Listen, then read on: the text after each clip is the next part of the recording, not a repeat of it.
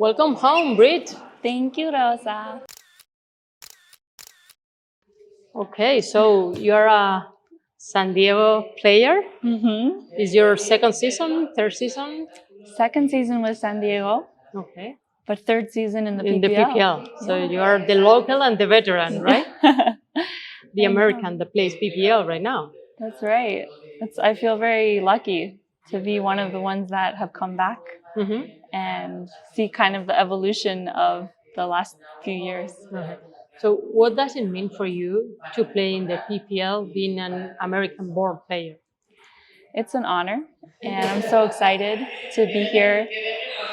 My teammates are the best players in the world. I feel lucky even to get to train with them, and I'm learning. I'm so thankful that the PPL exists, and it means everything to be able to play at home with my family, friends around. So I like your mom a lot, you know.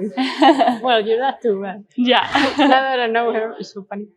And you've come in after an injury, right? So you've been like sprinting into like to get here. What's your motivation? This was definitely one of the goals because 2 months ago I had a torn calf muscle. So it's been a lot of rehab and working with the physios. I was like, I want to be ready by the PPL. So we made a good program and here we are. Yeah, but before coming here, you just spent some time winning in Atlanta, right?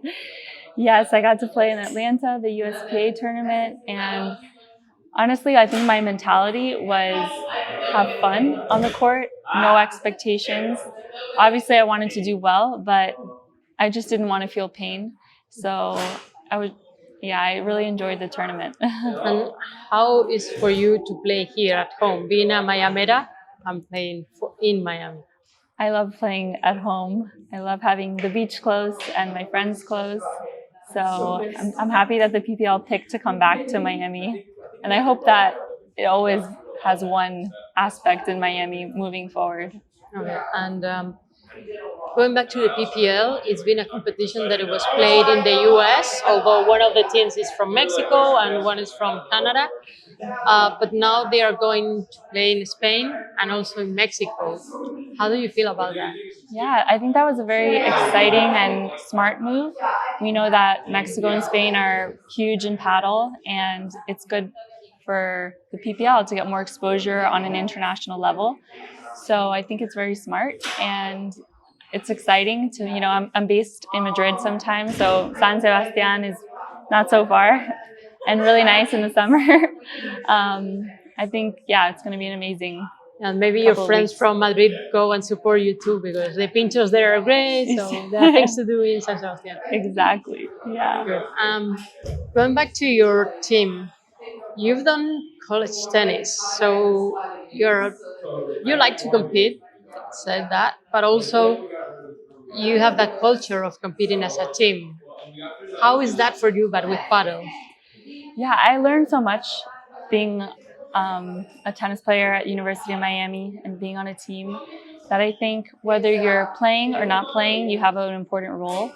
And I'm so excited to be there supporting the girls. If I can warm up with them, I'll be ready. If someone gets hurt, I'll be ready to play. So I think the team aspect is so important. You're going to hear me cheering, the girls on tomorrow.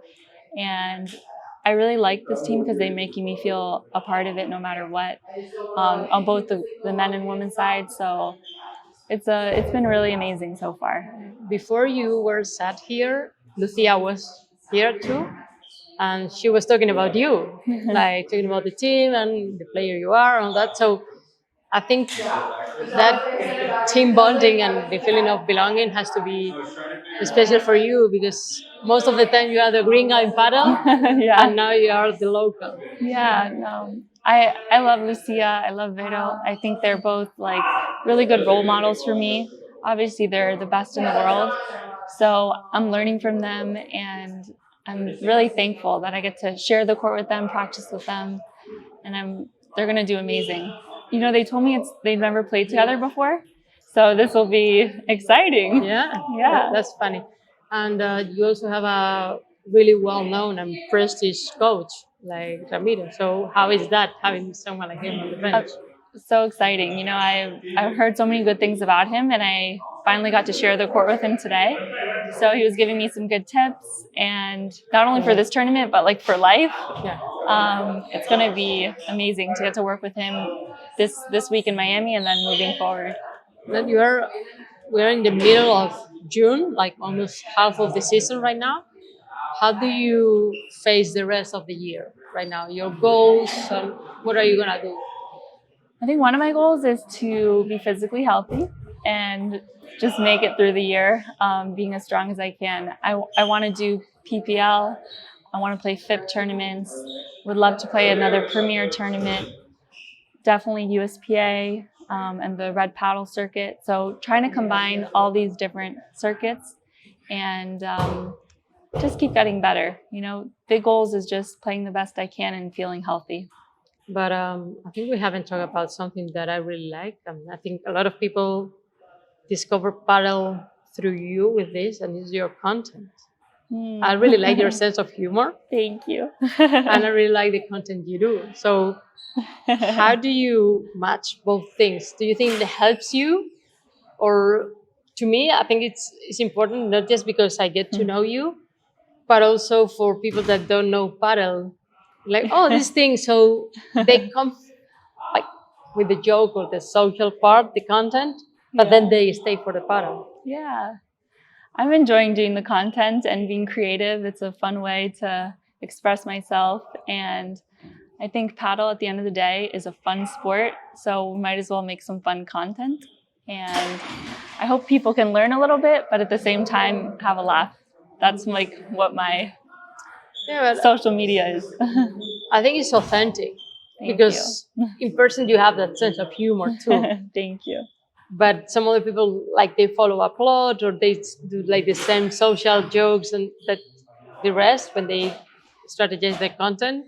And yours is like very authentic as a person that plays paddle and knows like the street paddle things and like the typical roles of paddle, right? I try to be relatable. The stereotypes, yeah. Yeah. Like someone definitely feels like this, so let's do it. But do you think that helps you somehow, or you do it just for fun? Yeah, no, I think it helps me. I think it's good to have videos out there, and it can help just growing the account, getting more visibility about the sport. You know, I just want people I want the US across the board. When I say paddle, you automatically think paddle, not pickle, not paddleboard, not tennis, I want them to start like recognizing that. And so I think the more content you have out there with paddle, getting people engaged will help that. Thank you. Thank you, Rosa.